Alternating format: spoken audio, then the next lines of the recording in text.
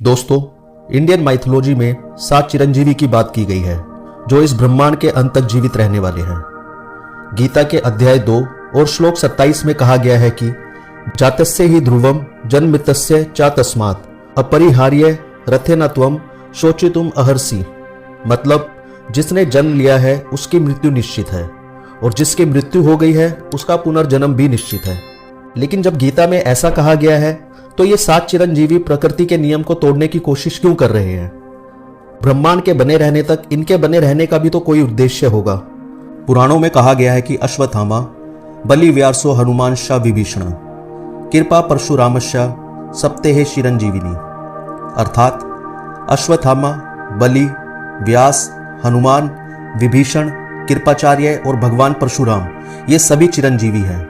हिंदी पौराणिक ग्रंथों में कहीं 7 तो कहीं 8 चिरंजीवी का उल्लेख किया गया है जो इस ब्रह्मांड के अंत तक जीवित है।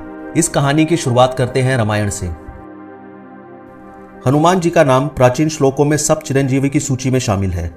सबसे बड़ा सवाल यह है कि श्री राम जब अपना देह त्याग कर इस दुनिया से चले गए तो हनुमान जी अभी तक जीवित क्यों हैं? ब्रह्मांड के अंत तक उनके बने रहने का उद्देश्य क्या है? इन सबसे बड़ा सवाल यह है कि वो चिरंजीवी कैसे बने।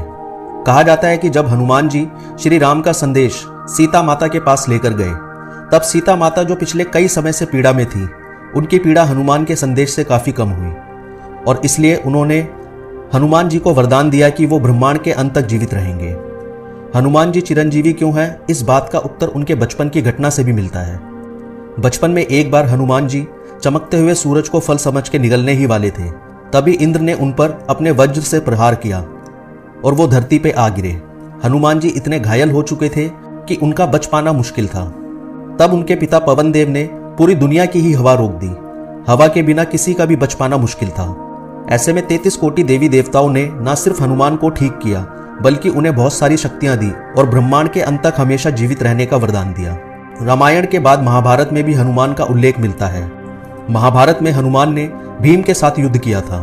कलयुग में तुलसीदास का कहना है कि उन्हें रामायण की पूरी कथा हनुमान जी ने खुद सुनाई थी, तभी जाके उन्हें कलयुग में रामचरितमानस की चौपाइयां और हनुमान 40 की रचना की थी। माना जाता है कि रामेश्वरम के पास गंधमादव पर्वत पर आज भी हनुमान जी अपनी तपस्या में लीन हैं। लेकिन आप सब सोच रहे होंगे, हनुमान जी कलयुग के अंत तक किसकी प्रतीक्षा में रुके हुए हैं? तो हम आपको बता दें, हनुमान जी भगवान विष्णु के आखिरी अवतार कल्कि की प्रतीक्षा में रुके हुए हैं ताकि कल्कि की सहायता से कलयुग के अंत में कलिराज का भी अंत कर सके। शिवजी के अवतार हनुमान के बाद अब जानते हैं विष्णु के अवतार परशुराम के बारे में और जानते हैं उनके चिरंजीवी होने की कहानी। परशुराम के बारे में कहा जाता है कि उनकी मां का अपमान और पिता की मृत्यु का बदला लेने के लिए उन्होंने ये प्रतिज्ञा ली कि 21 बार इस दुनिया को शत्रु से विहीन कर देंगे, या कहा जाए तो शत्रुओं का पूरी तरह से नाश कर डालेंगे। परशुराम को त्रेता युग का सबसे पहला विष्णु अवतार माना जाता है और त्रेता युग का सबसे आखिरी विष्णु अवतार श्री राम जी थे और इन दोनों के जन्म के बीच में कई लाख सालों का अंतर था। परशुराम का जिक्र सिर्फ रामायण में ही नहीं बल्कि महाभारत में भी है। महाभारत के कुछ महान वीर जैसे भीष्म पितामह, कर्ण और पांडवों के गुरु द्रोणाचार्यों को भी परशुराम ने ही युद्ध विद्या की सीख दी थी। बल्कि एक बार भीष्म पितामह और परशुराम के बीच में युद्ध भी हुआ था। कहा जाता है कि उनके जन्म के 2 उद्देश्य थे। पहला कि उस समय जो भी क्षत्रिय अत्याचार कर रहे थे उनका नाश करना और उनको सबक सिखाना, और दूसरा भगवान विष्णु के सबसे अंतिम अवतार कल्कि का युद्ध गुरु बनना। कहा जाता है कि महेंद्रगिरी पर्वत जो आज के उड़ीसा के गजपति जिले के परलाखे मुंडी में स्थित है, और मान्यता यह है कि परशुराम आज भी यहाँ पहाड़ियों की सबसे ऊंची चोटी पर अपनी तपस्या में लीन है, लेकिन आज तक किसी ने इन्हें नहीं देखा। ऐसा इसलिए क्योंकि जब तक उनका उद्देश्य यानी कि कल्कि का अवतार नहीं होगा तब तक के लिए वो एक गहरी तपस्या में लीन है। परशुराम के बाद अब चलिए जानते हैं एक और चिरंजीवी के बारे में जिसे आज भी भारत के जंगलों और मंदिरों में देखा गया है। दोस्तों, जब हम 7 चिरंजीवी की बात करते हैं तो उन लोगों की बात करते हैं जिन्हें जीवित रहने का वरदान मिला था और आज भी वो किसी लक्ष्य के साथ जीवित है। लेकिन चिरंजीवियों की सूची में एक नाम ऐसा भी है जो वरदान के कारण नहीं बल्कि एक श्राप के कारण जीवित है और उसका नाम है अश्वत्थामा। अश्वत्थामा अपने आप में बहुत बलशाली था।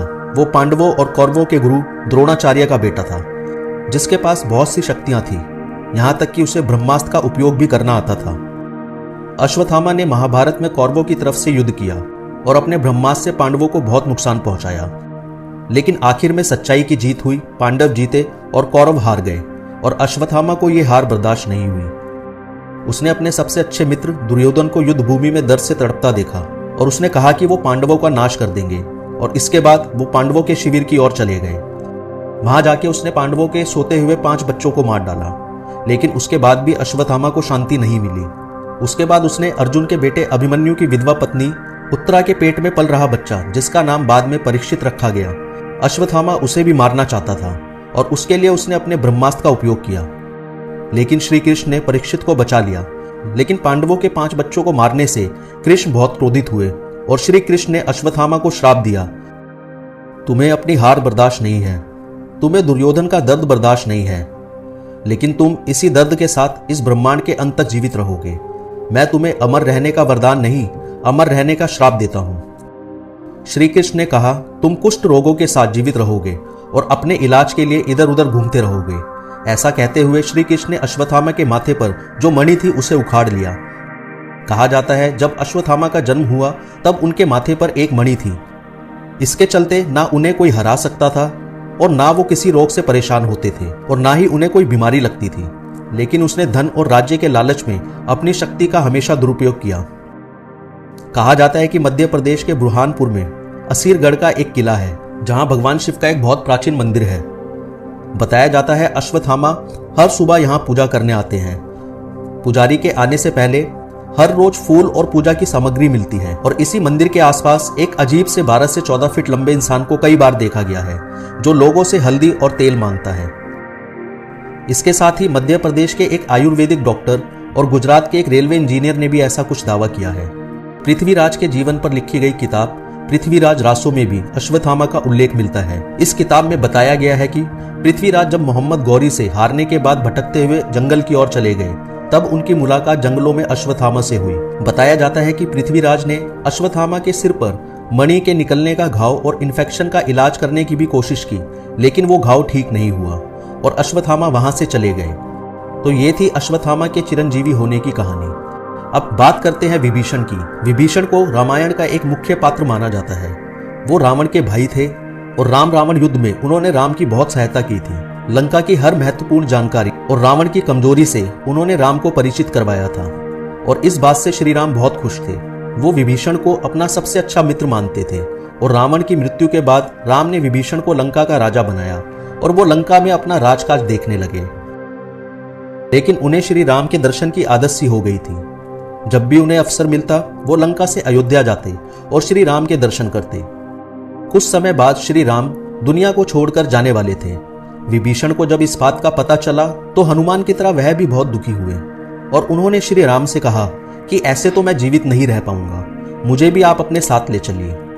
तब श्री राम ने कहा, नहीं, आपके जाने का समय अभी नहीं आया। जैसे रावण और मेरे युद्ध में आपने मेरी सहायता की थी, वैसे ही कलयुग के अंत में एक बहुत भीषण युद्ध होगा जिसमें धर्म और अधर्म की एक बार फिर लड़ाई होगी और उस समय अधर्म को हराने के लिए आपको एक बार फिर मेरे ही अवतार का साथ देना होगा। वैसी ही सहायता करनी होगी जैसे आपने इस युद्ध में मेरी सहायता की। इतना कहकर श्री राम विभीषण से विदा ले रहे थे, लेकिन विभीषण ने कहा, अगर आप मुझसे कह रहे हैं तो सिर्फ उद्देश्य तक के लिए मैं जीवित रहूंगा, पर मुझे जो आपके दर्शन की आदत लग गई है उसके बिना मैं जीवित कैसे रह पाऊंगा। तब श्री राम ने विभीषण से कहा कि द्वापर युग में मैं श्री कृष्ण के रूप में जन्म लूंगा और आप कृष्ण के रूप में मुझे देख पाएंगे और आगे जब कृष्ण इस दुनिया से चले जाएंगे तब जगन्नाथ स्वामी का मंदिर उड़ीसा में समुद्र किनारे बनेगा। वो मेरा सटीक रूप है और उसमें आप मेरे हर रूप के दर्शन कर पाएंगे। उस मंदिर के निर्माण तक आपको मेरी प्रतीक्षा करनी होगी। ऐसा कहकर श्री राम वहां से चले गए और विभीषण श्री राम के उद्देश्य पूरा होने तक लंका में रह गए। कहा जाता है कि वह जगन्नाथ मंदिर के बनने और जगन्नाथ स्वामी की स्थापना के पूरे दृश्य को देखने के लिए लंका से उड़ीसा आए थे और जगन्नाथ स्वामी की सुबह की पहली पूजा विभीषण ही करते हैं। दोस्तों, जगन्नाथपुरी के कुछ अनसुलझे रहस्यों के बारे में मैंने एक अलग से वीडियो बनाई है, लिंक डिस्क्रिप्शन में दिया है, उसे भी जाकर जरूर देखें। विभीषण के बाद चलते हैं वेदों के गुरु वेद व्यास की ओर। वेद व्यास को उनके दिव्य ज्ञान और बुद्धि के लिए जाना जाता है। वेदों को सबसे पहले सुना गया था, पहले वो लिखित रूप में नहीं थे। वेद व्यास जी ने ही वेदों को 4 अलग अलग भागों में लिखा, जिसे हम ऋग्वेद, अथर्ववेद, यजुर्वेद और सामवेद के नाम से जानते हैं। वेद व्यास जी को महाभारत के लेखक के रूप में भी जाना जाता है। वेद व्यास जी को विष्णु के 21वें अवतार के रूप में भी जाना जाता है। कहा जाता है कि वेद और पुराणों का ज्ञान पूरी दुनिया में बांटने के लिए और वेद और पुराणों को हमेशा ब्रह्मांड के अंत तक बनाए रखने के लिए आज भी वो जीवित है। कुछ लोग मानते हैं कि उड़ीसा और छत्तीसगढ़ में फैला हुआ एक घना जंगल जो दंडक वन के नाम से जाना जाता है। मान्यताओं के अनुसार उनके पिता महर्षि पराशर इसी वन में रहा करते थे। वेद व्यास आज भी इसी जंगल में अपने पढ़ने लिखने के काम में व्यस्त है और इनका उद्देश्य भी कल्कि से मिलना है और उन्हें वेदों का ज्ञान देना है। 5 चिरंजीवियों के बाद जानते हैं छठे चिरंजीवी के बारे में, जो बलि के नाम से जाने जाते हैं। राजा बलि को हिंदू पौराणिक कथाओं में भक्ति का प्रतीक माना गया है। इनकी कहानी इनके दादा विष्णु के सबसे बड़े भक्त प्रहलाद से शुरू होती है। राजा बलि को विष्णु की भक्ति अपने दादा से मिली थी। वो बड़े होकर एक दयालु शासक बने। एक बार भगवान विष्णु ने खुद बलि की भक्ति की परीक्षा ली और एक बोने ब्राह्मण के रूप में उनके पास गए। ब्राह्मण ने बलि से उपहार मांगा और उपहार में उन्होंने अपने रहने के लिए 3 पग जमीन मांगी। बलि एक दयालु राजा होने के नाते ब्राह्मण की बात मान ली। उसके बाद ब्राह्मण विष्णु रूप में आए और पहले पग में पूरी पृथ्वी को, दूसरे पग में स्वर्ग को नाप लिया। इसके बाद तीसरा कदम रखने के लिए बलि ने अपना सर आगे किया और विष्णु ने सिर पर पैर रखा और उन्हें पाताल लोक भेज दिया।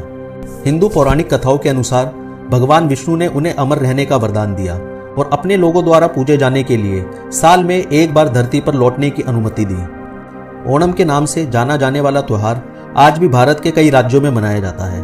पौराणिक मान्यताओं के अनुसार माना जाता है कि राजा बलि कल्कि अवतार के दौरान सबके सामने आएंगे और कल्कि को कलिराज से लड़ने के लिए दिव्य शास्त्रों का ज्ञान देंगे।